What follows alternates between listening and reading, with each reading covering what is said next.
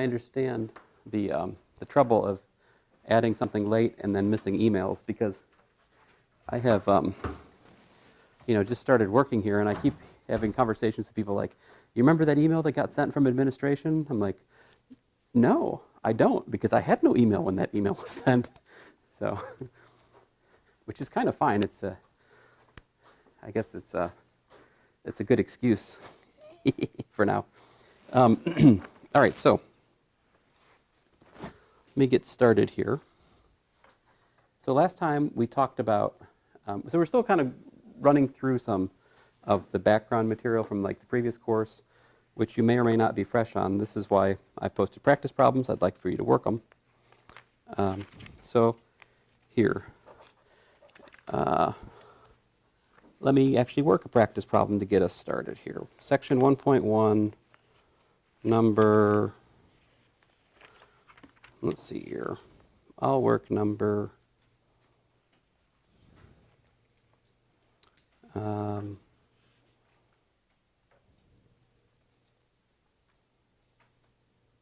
actually, I'll go ahead to 1.2 here, because we kind of already finished 1.1 last time. 1.2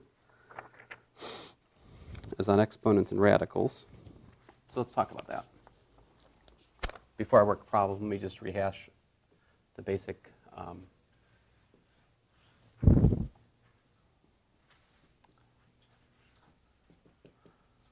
basic rules.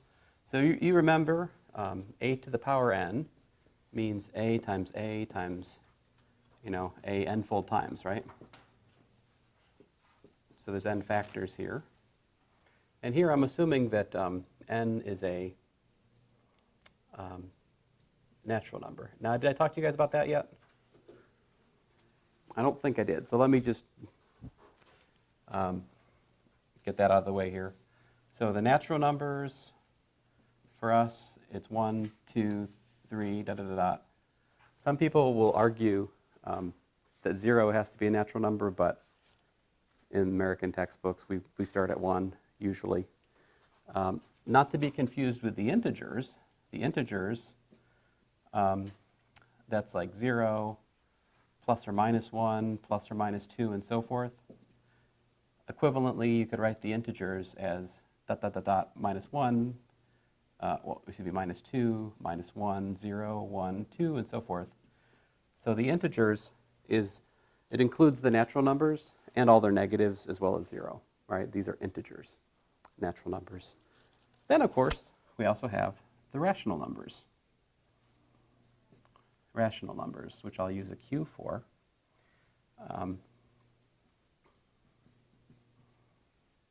Rational numbers. And these have the form P divided by Q, such that P and Q are integers and Q is non-zero. Right? So just, these are terms we'll use in here, right? Natural number, integer, rational number. And if you're unclear on these things, just read section 1.1. It'll help refresh your memory on that. Can anybody give me an example of a real number which is not a rational number? What's that?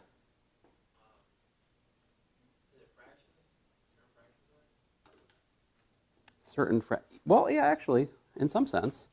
How about this? What's pi? Pi is the ratio of the circumference to the diameter of a circle, right? So pi is formed from a fraction, and yet it's not a rational number, because, I mean, this has been proved, but the number pi is not rational.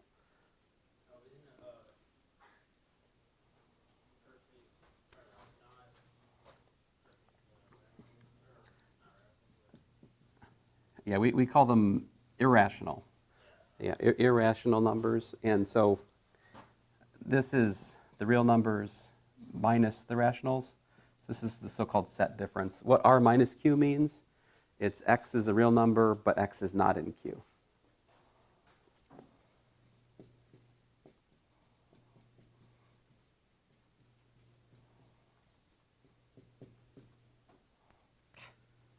All right. So it's a kind of interesting thing that pi is not a rational number, because it seems like it's a fraction, right? But if you believe math, that what we've proved that pi is not rational, that means that you can't construct a circle where the circumference and the diameter are both whole number multiples of some length. It's just not possible. I don't know about you, but that is kind of surprising, yeah? But it's something we proved with math, and you can prove with calculus. Now, what is pi? It's what? It's 3.1415927011356, and so forth, right? What is the thing about the decimal expansion of pi? It doesn't do what? It doesn't stop, right? It never like settles and repeats for that long. So that's the difference between like a rational and an irrational number. A rational number will have a decimal expansion, which will do some funny stuff at the start, but then eventually it settles down to something that just keeps repeating, either 0 or like 1/3 is 0.33333333, and so forth, right? So that's how you can tell rational from irrational if you look at the decimal expansion. Now, I should confess, anybody know something I've written on the board which is a lie?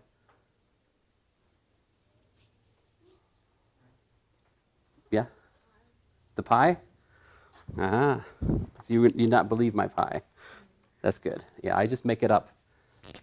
Past about here. I think those are good. Past that, I just made them up. It's 2, 6? Oh, so I was close. So that's actually 6. How many do you have memorized? Wait. 5 what? 3.14159365358977932238466643.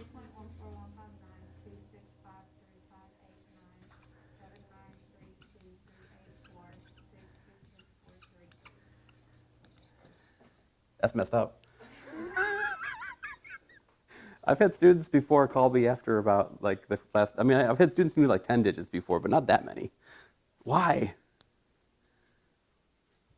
No reason. Is it some kind of bet or no? Just how you were raised? We had to learn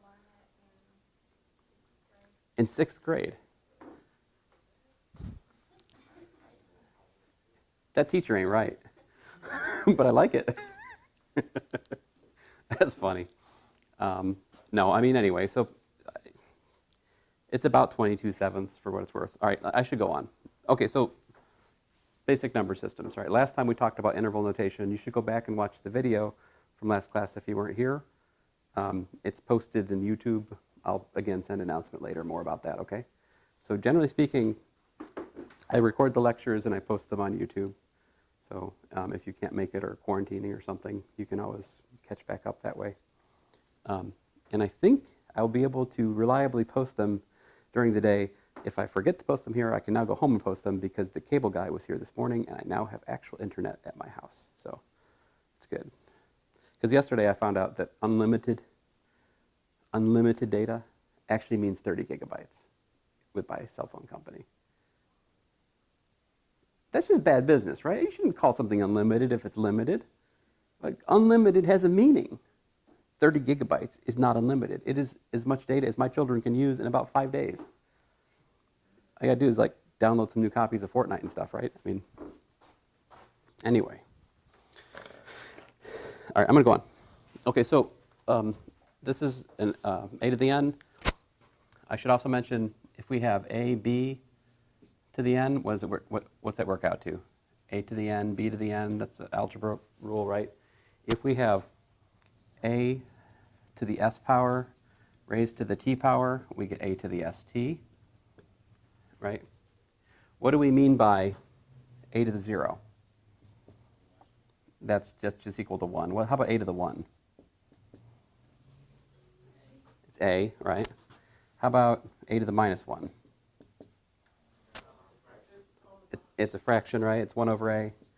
So the key here is that a times 1 over a is equal to what?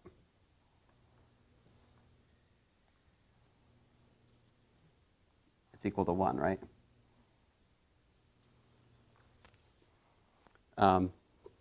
But of course, you could also look at it this way. A to the s times a to the t is equal to a to the s plus t, right? this is true whether s and t are like positive numbers. They could be they could be negative. They could be fractions. This is a law of exponents. We're assuming though, for me to say all of those things, that a is positive. Okay, if a is negative, we have to be more careful. Okay. All right. What else can I tell you?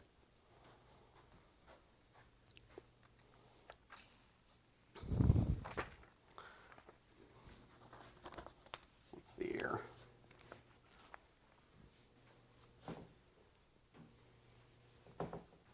Sorry, irrational numbers. You have to go away for now.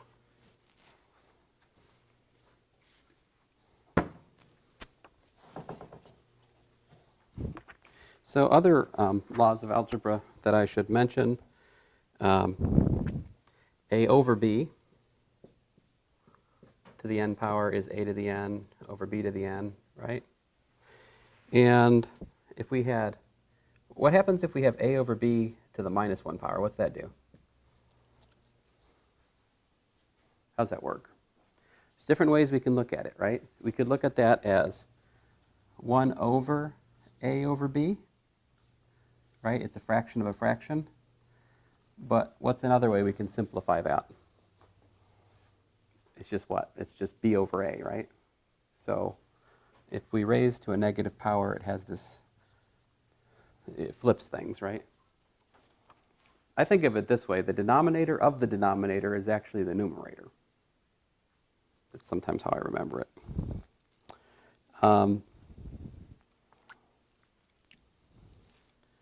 Okay, so and more generically speaking, if we have a to the minus n over b to the minus m, n as in nanu nanu, and m as in mummy.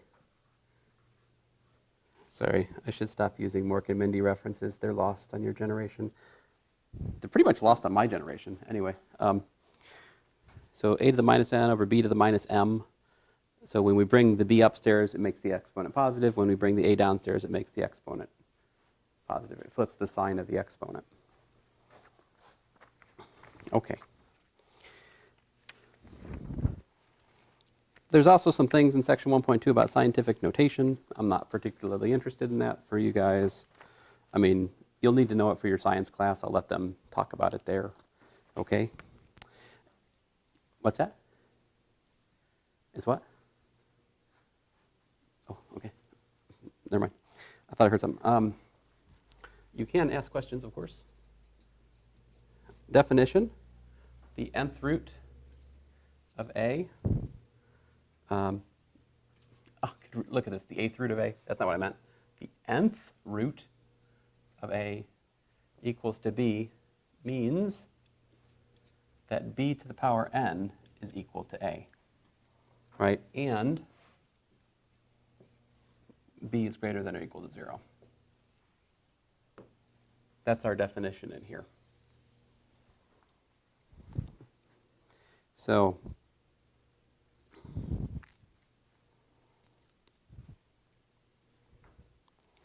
and I said nth root, I should really say principal nth root. And a little bit more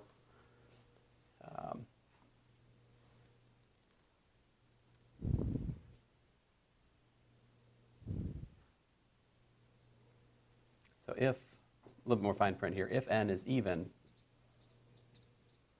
then we require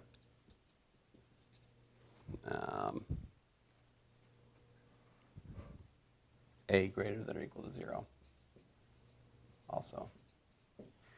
That's usually true. However, we will talk about complex numbers where we do talk about the square root of a negative number. Hopefully I'll do that towards the end of today. But I think we're just going to talk about the square root of a negative number. That's pretty much the only context we'll take a radical of something negative. Okay? Hey, just let's give an example. So the cube root of minus 27 is what would that be? What's that? Oh, no.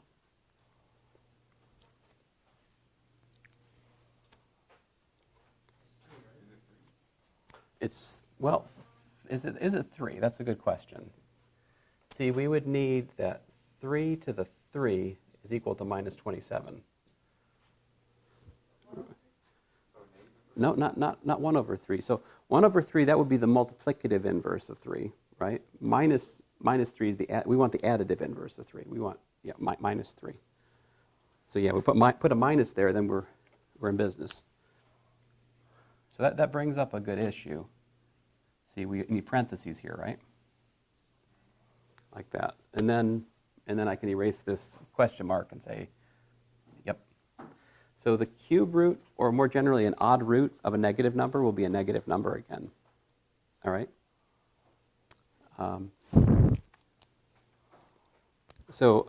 Terminology, I should mention.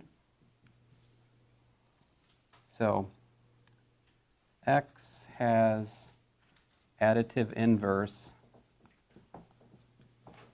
minus x. X not equal to 0 has multiplicative inverse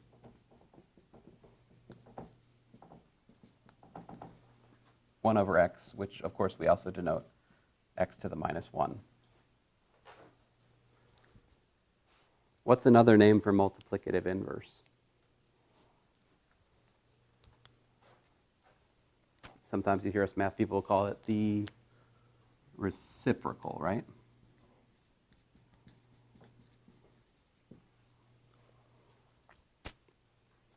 Now this is radical notation, right? Not in like a political sense, but like mathematical sense, right?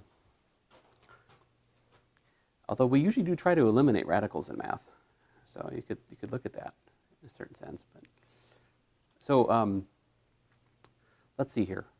My point was just this silly, setting aside my silliness. Well, I don't know if it's a definition, but well, I suppose it's a definition.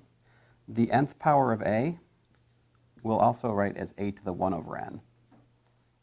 So if we want to write a radical in so-called exponential notation, we do that. The right-hand side is exponential notation. The left-hand side of that expression is the radical notation.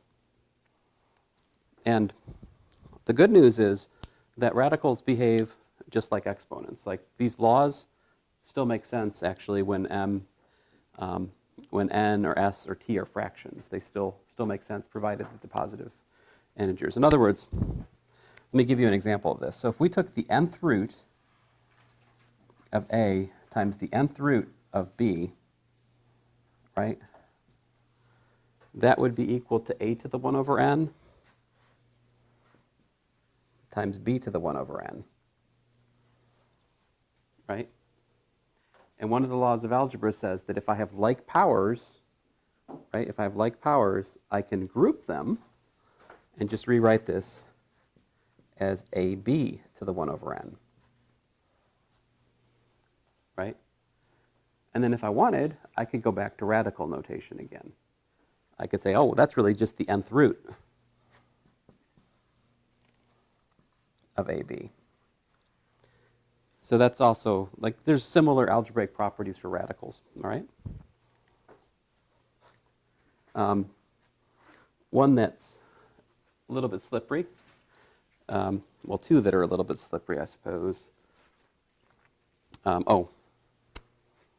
Maybe I should also do this one. Let me do this one before I get to that other more confusing thing. If we take the mth root of the nth root of a, we can work this out, right? This is the nth root of a to the 1 over m power, right? Which is a to the 1 over n to the 1 over m power. How does that work? We multiply. This is just like this rule over here. A to the s to the t is a to the st. This, I was telling you, this makes sense even when s and t are fractions. This is still legit. So this is actually a to the 1 over n times m, right?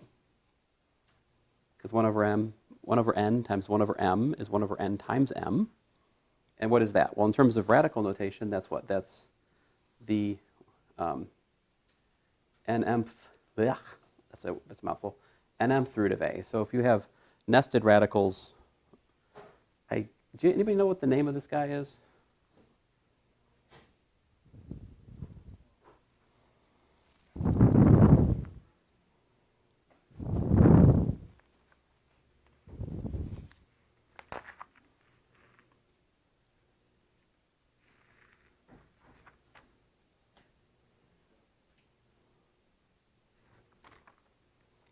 Well,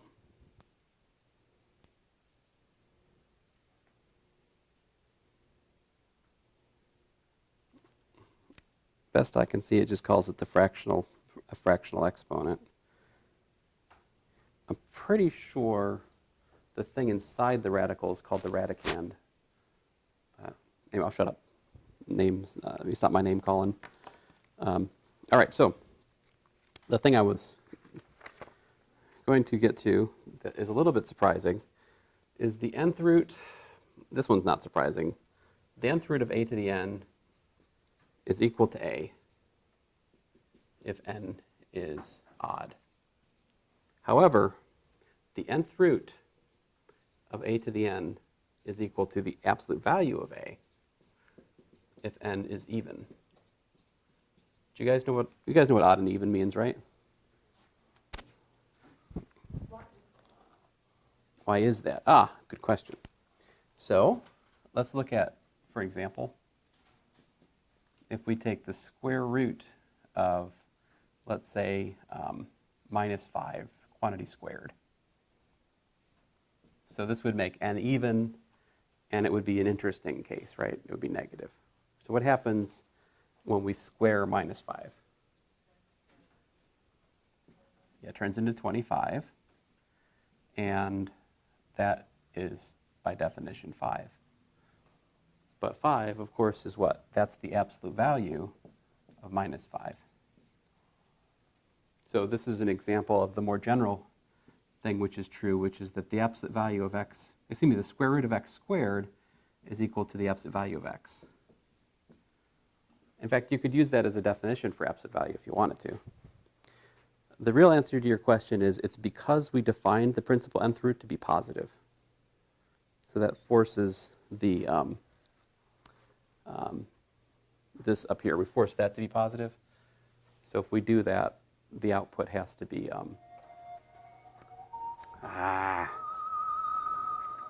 Anybody know what this is? You don't know? No one knows? I'm in class. I have to call you back. Okay, that's fine. I'm at mom. It's my brother. That's the theme song from Kill Bill. My brother's Bill. See here. I like him though. I have another brother. His name is Andrew. I don't have an appropriate theme song for him. You ever wish you had your own theme song, like you're walking around? You ever thought about it? It's like my friend Somber Paul. You ever seen 2001: A Space Odyssey? Do you know that weird scene with the obelisk and the monkeys or whatever? The song that plays then? What is it called? Do anybody know?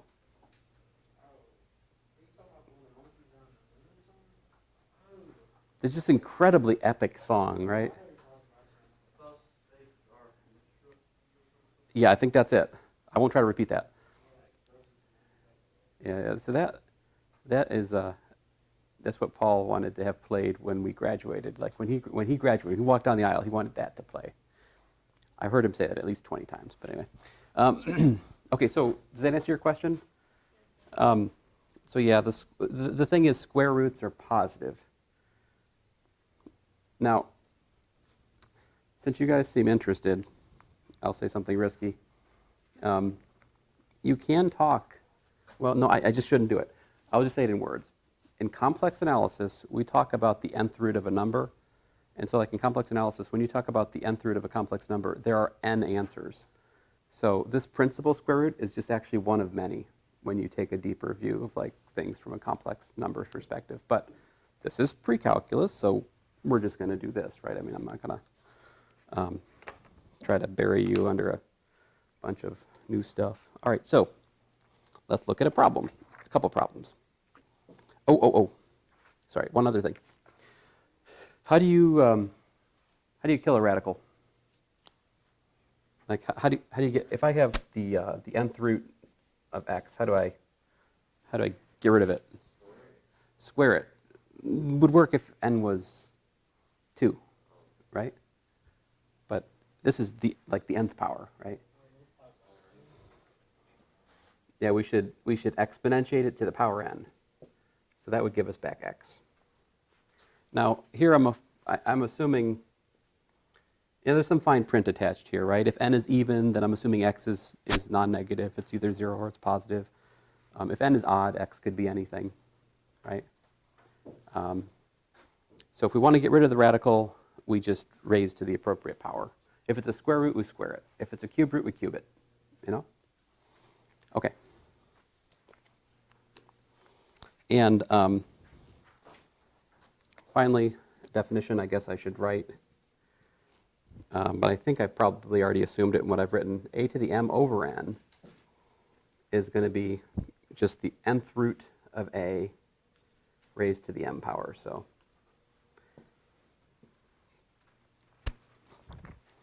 perhaps someday you'll take a careful abstract algebra class where you'll derive these things systematically. But you're not math majors, are you? Any math majors here? No, so odds against you deriving these things carefully are high. Yes? Oh, so this is, let's see here. This is no math, this is, so below that line I can write politically incorrect things, right? I mean, they won't be on YouTube, right? So what did I just say? I said the x to the m over n is the nth root of x raised to the m power. I might have written it with a, but there you go. This is essentially a definition. If you're a purist, you could probably criticize that I haven't really made a proper definition here. I've just been kind of talking in circles. You'd be right. But what I'm trying to do is share with you things that are true so that you have tools to use to manipulate algebraically expressions to solve problems. All right, so let's do that. And try to keep on pace here. When do we start? We started at what? 12:30, and I have till 1:45? So 2. No, 1:40. You guys are no fun. You got another class. But it's not math, so it's not important. What's that? Well, that's just good exercise. No?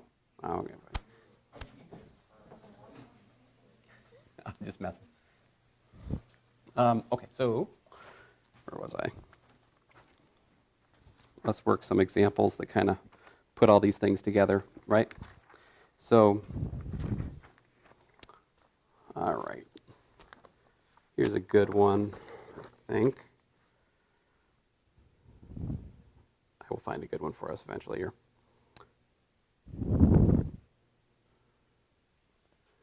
I'll work number 37 to start with. This is section 1 point. Oh man. Section 1.2. Now, all right, so here we go. 37. We have x squared y to the minus 1 divided by x to the minus 5. And we're supposed to basically simplify this. It says simplify each expression and eliminate any negative exponents. Okay, so how should we do that?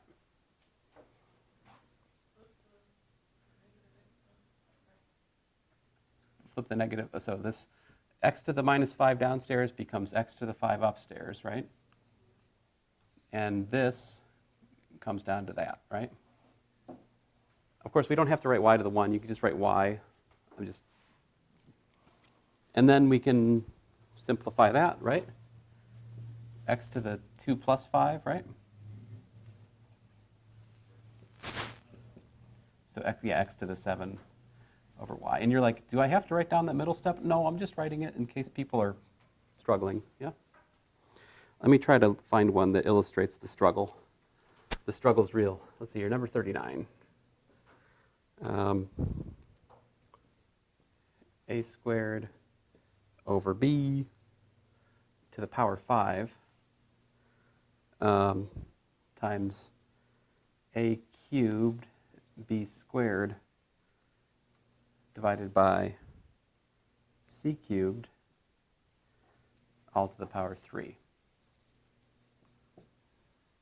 So how are you going to, again, the instructions are to simplify, write the answer in terms of positive exponents.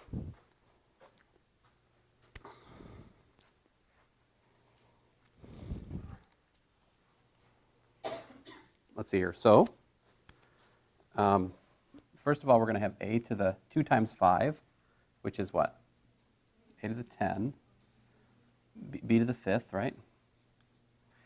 So that's I'll use some color coding here. That's just the first factor. I don't try to do too much at once in here. I'm trying to just take it in pieces. So that's that piece.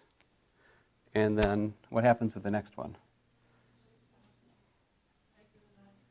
Yeah, a to the 3 times 3, which is 9. B to the what? 6.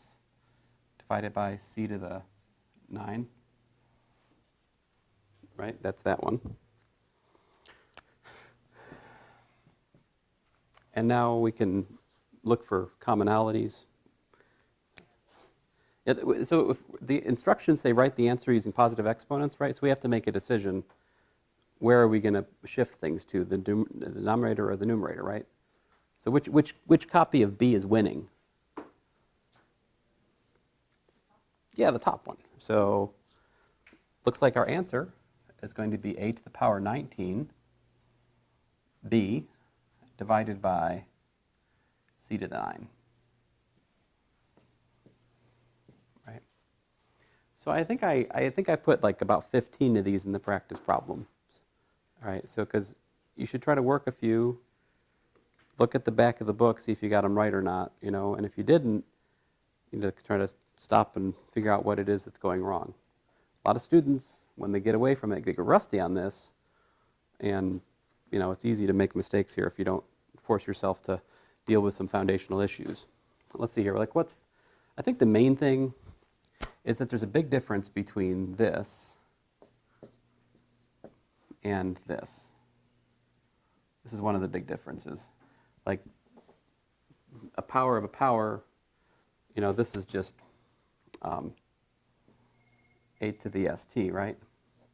Whereas a to the s times a to the t is a to the s plus t. And they look kind of similar, but they're quite different, yep. Why is what? Oh, yes. So, yes, great question. And please, always interrupt me if there's something that slips past you. I don't mind at all. So these two, we have b to the 6th over b to the 5th, which just leaves us the b. Let's see here. See if I can find a good one here.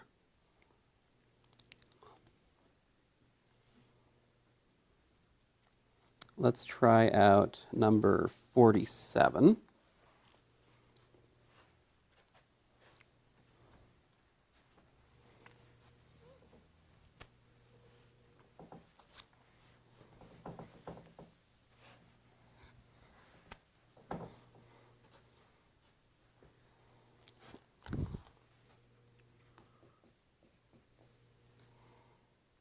I'll probably just do part B. So we have the cube root of a squared b times the cube root of 64 a to the 4th b. Okay, so what can we do here? Since we have a cube root times a cube root, we can combine them into what? Yes, a single cube root, right? Yeah. Well, they don't cancel, but we could combine them using something I've erased. So, but what I'm trying to say is, think of this as, Bob. Think of this as Jane. So we've got, Bob, the cube root of Bob times the cube root of Jane, so we get the cube root of Bob times Jane. Okay, so it was just one cube root and you Right, so what I'm trying to say is we can group all this stuff together and then, just take one cube root after we deal with that. I'm not sure that this is the best way. It's just a way we could go, okay? I mean, you might choose your adventure differently. In fact, now that I've made this step, I regret it. But let's just keep going, see what happens. So the cube root of, let's see here, what we got, so let me combine some things. We have a squared times a to the fourth. What's that give us? A to the sixth, right? And we also have that 60, what's that, times what? B what? B squared? And then times 64, right?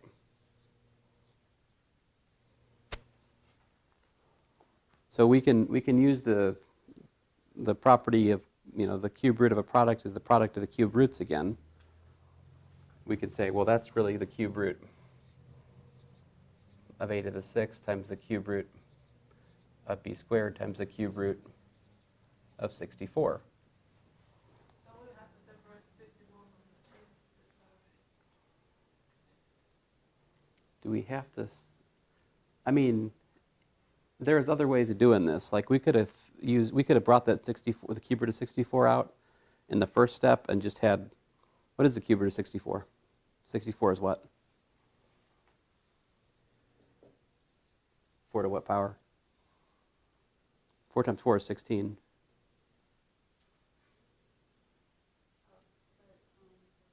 Three, yeah. So the cube root of 64 is actually just 4. So this is, I'll write that first, 4 times a to the what? 6 over 3 times b to the 2 over 3. So we could write this as 4a squared b to the 2 over 3 if we wanted to leave our answer in exponent notation.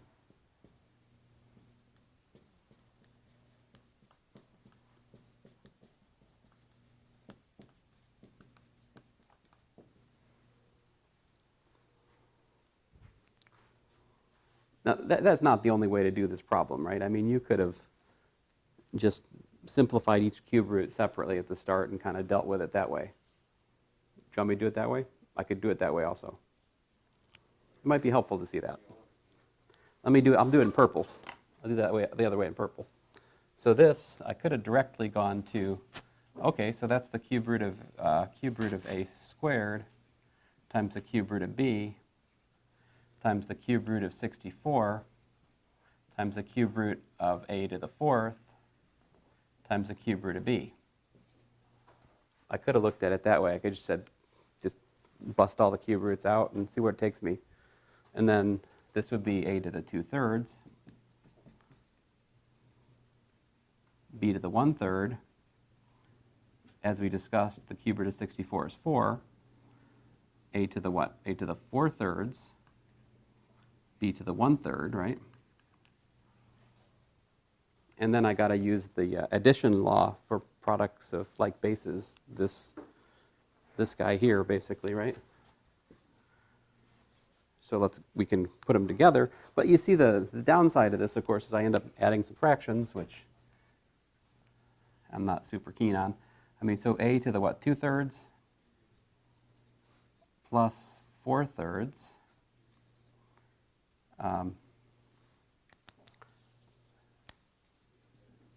Times 4, yep, that's 6/3, very good. And then times what? Times b to the 1/3 plus 1/3, which is 2/3, right? So you said 6/3. 6/3 is also known as 2, right? Yeah. So we have I'll bring the 4 out front. 4 times a squared times b to the 2/3, right? So, yep. So you don't have to really, as long as you have the properties of the radical algebra and the properties of the exponent laws understood, and you have some kind of plan for how you're going to simplify it, you should be able to do these problems. You just have to keep working at them. And if you keep going in circles, kind of take a step back and think, why am I not getting to where I need to go, When I was doing algebra, when I was like at your point, sometimes I would find a way to make a problem that took 3 lines into something that took 30 lines, right? Because I kind of take a walk through the woods on the way to the answer or something, If I'm lucky, all the steps are correct, so I still get to the right answer, right? But the more steps you take, the easier it is to make a mistake somewhere, All right, I shut up about that.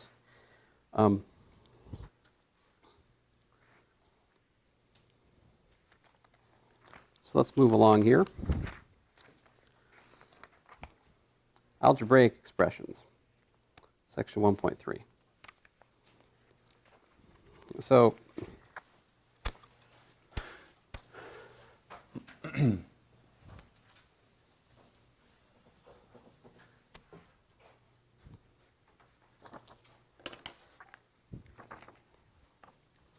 So basically, what we're working with is polynomials. What's a polynomial?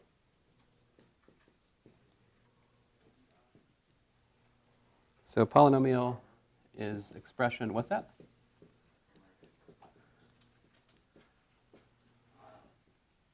So we got a sub n, x to the n, plus a n minus 1, x to the n minus 1, plus a1x plus a naught, where the coefficients,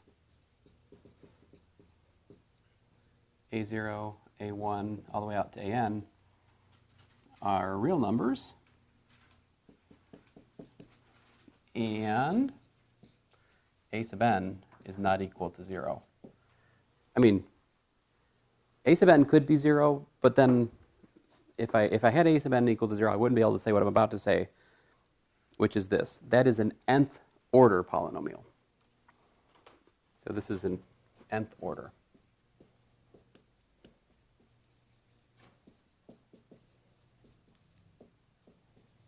Right, nth order.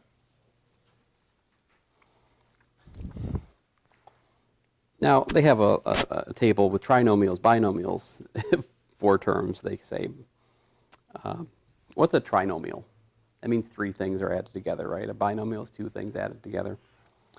So I won't bore you by writing all that stuff out. They have a nice box here with a list of the special product formulas. I'll talk more about those as they come up in our work. I think the main one is, what's the most important special product formula, probably? I would say there are 2 that are most commonly needed.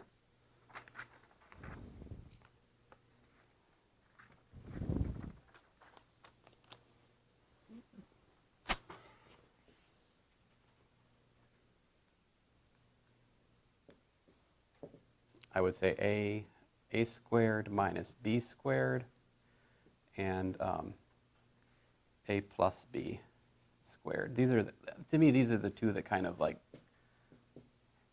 I see them coming up the most. Like a squared minus b squared, how do you write that? This is a minus b times what? A plus b. And a plus b squared is, how does that work out? It's, well, yeah, I mean, it's a plus b times a plus b. Well, that is true. I can't argue with that.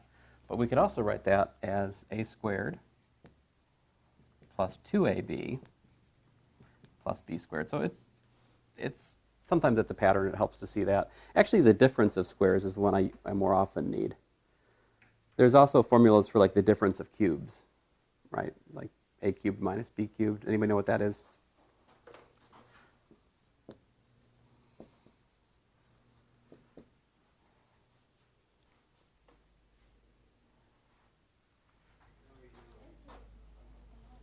What is it?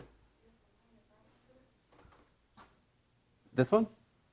Well, it's got a plus here, so.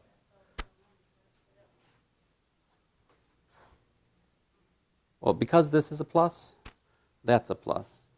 If I put a minus here, it would make a minus end up going here, here, and then also there. I'm sorry? Oh, the last one. Okay. So, oh, A minus B? You're starting me with that, right? Uh-huh. Well, okay, and here's the way I think about it. To remember it, if I want to get A cubed, I have to put A squared over here. That's the only way I can get A cubed, is to multiply A by A squared, right? There's pretty much got to be an A squared there, right? And how can I get B cubed? I got to put a B squared over here. So then, you see, the only trouble then is what goes in the middle. You say minus AB, I say plus AB. Now who's right? I mean, let's check, right? So if we multiply this, we get A squared B, right? If we multiply this times this, we get minus BA squared, so those terms cancel, right? And so if you just multiply this out, you see that you get back to that. This is one of the special form difference of cubes, right?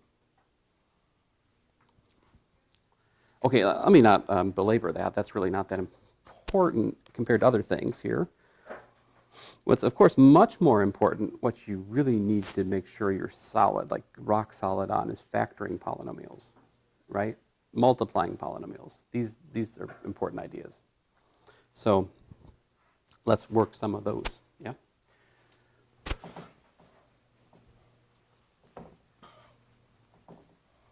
So quadratic polynomial is just an order 2 polynomial, right?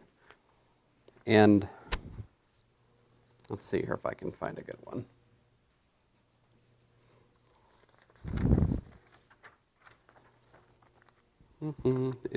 So here's some good ones. Factor completely. Number 97.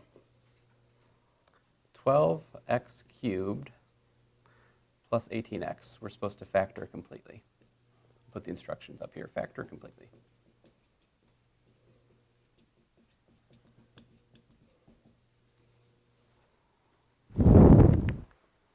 How should we do that?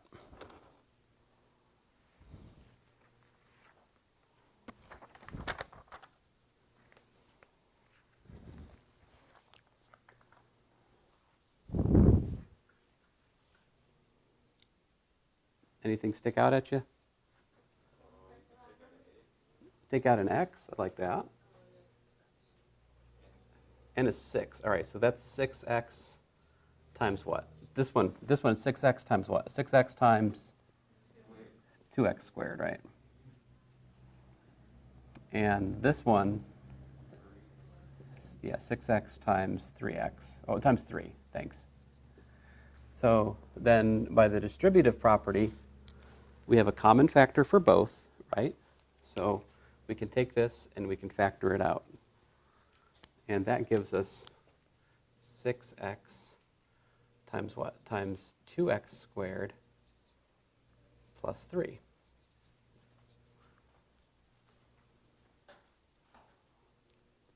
Now, since we're just reviewing another course, I'm going to mix together two sections, all right?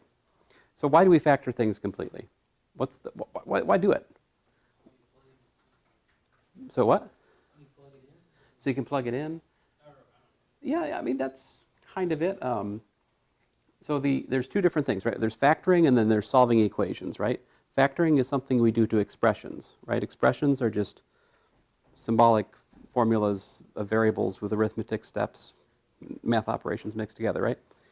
On the other hand, an equation is when we set this equal to two expressions equal, or an expression equal to a number, usually 0, right? And that's the cool thing here, is if we try to solve the equation 2x cubed plus 18x equals to 0, that is very easy to do if we have factored the polynomial completely, right? Because then we have the equivalent question of solving 6x times 2x squared plus 3 equal to 0, right?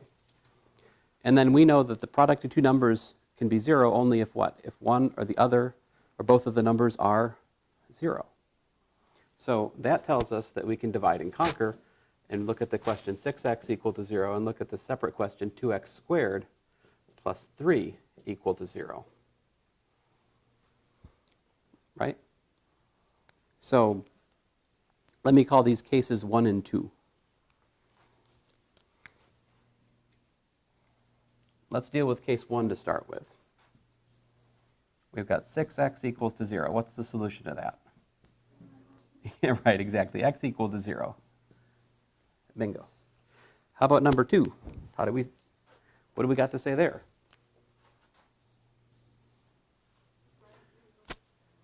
Yeah, we had to have 2x squared plus 3 equal to 0. Yeah, we got x squared equals to minus 3 over, notice that minus though, that pesky minus.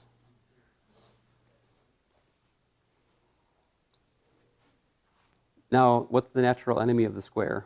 The square root, right? What happens when we take the square root of this equation?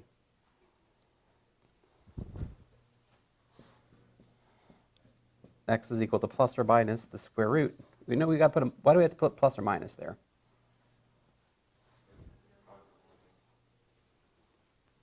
Because when we take the square root of a square, it is what? It's the absolute value, right? So it could be plus or minus. But now, what is that? What's the square root of a negative number?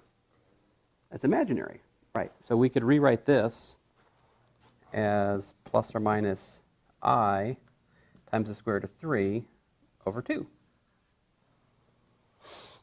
So this is the only real solution, and those are the two other complex solutions to this equation. Typically, when we say solve something in here, we're looking for real solutions, right? If you're ever in doubt, you should ask me, Professor, do you just want the real solutions? And I'll probably say, yeah, just the real. But there are cases where we're looking for complex solutions, like this chapter. There's a whole section on quadratic equations where we're looking for some complex solutions, all right? Let's look at another problem. So factoring completely, it's an important algebraic skill, but it also naturally ties into solving corresponding equations because we can look at the factors separately being 0. That's how we find all the solutions. Let's see if I can find another good one.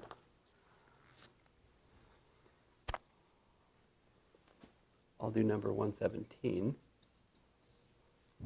Here we're looking at x cubed plus 2x squared plus x. We're supposed to factor completely. And then I'm going to take the next step and find the solution of the corresponding equation. Again, those are separate problems, right? If I say factor completely, you don't have to give me numbers. You just factor the expression, right? That's the end of the game. If I say solve this equation, we're looking for solutions, right? Numbers. These are different things. I heard take an x out. I like that. Then what do I got? I've got x squared plus 2x plus 1. So this is actually an example of one of my comment patterns where a is x and b is 1. We could think of a as being x and b as being 1, if you can see that pattern. You don't have to see it that way, of course, but it is true that that is x plus 1 quantity squared. There you go. We have factored it completely. Right? Now we can solve the corresponding equation. So this is, again, not part of number 117 from section whatever I'm in, 1.3, but it's a natural corresponding question since we're here. So by the way, x cubed plus 2x squared plus x equals to 0 is the same as solving x times x plus 1 squared equals to 0, right? And if you understand what we're doing, Once you have the factored expression, you can immediately write down solutions, right? This tells me what? X equals to 0, or x equals to what?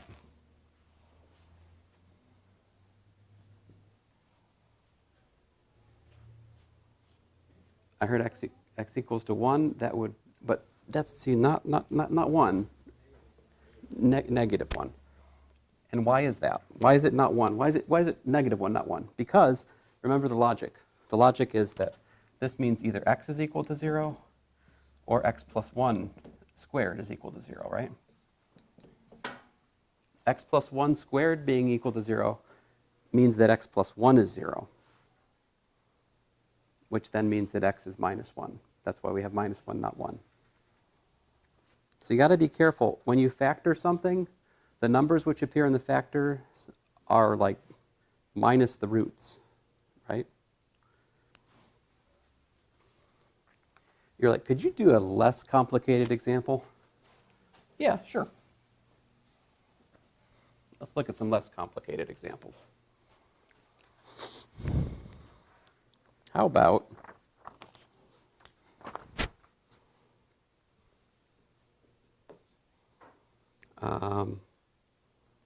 x squared, this is actually number 100, which I have not assigned because it's even, but we can do it. X squared minus 14x plus 48. Let's try to factor this.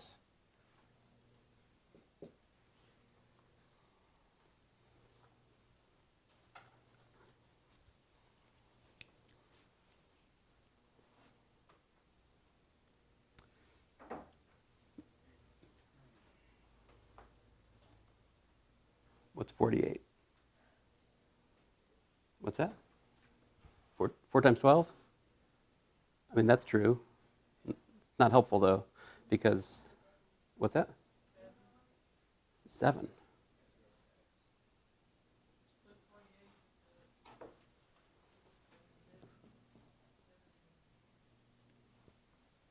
Oh, you guys said I should complete the square because you're having trouble factoring?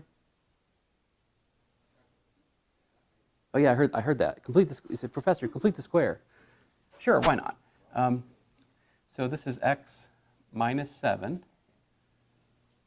quantity squared. So to complete the square, what you do is you take half of the term next to the x, right? And you subtract that from x. You square that. That will recover the x squared term and the linear term in x. But it has the unfortunate side effect of adding a number.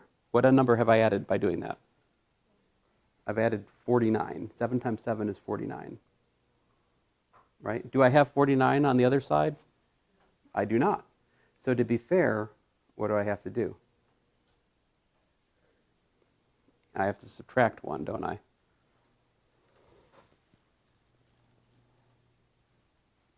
Now, what I really have to do is subtract 49 and add 48, but that happens to work out to 1.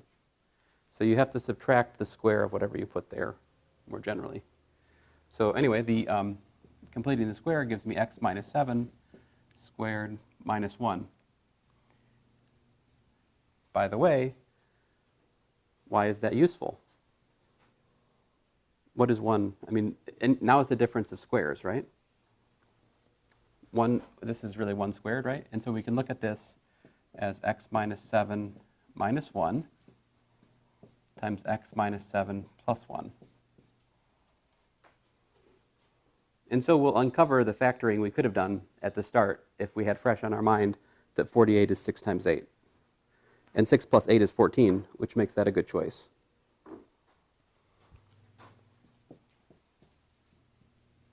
So what are the solutions to the corresponding equation?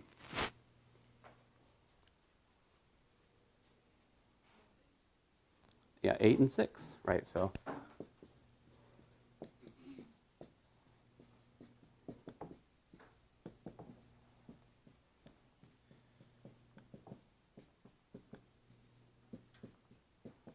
notice that the solutions are 8 and 6, whereas